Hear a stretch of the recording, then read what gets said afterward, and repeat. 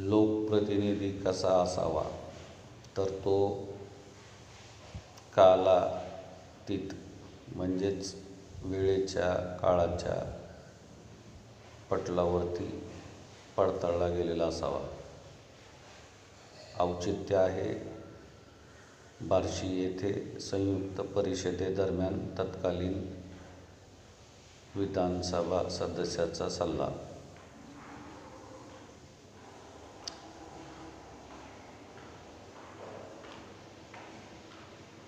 अत्यंत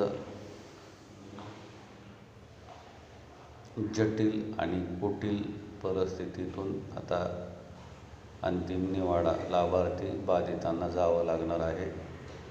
एकंदरीतच Surat Chennai greenfield expressway अंतिम निवाड्यामुळे अनिश्चिततेच्या सावटामध्ये परांडा तालुका विशेष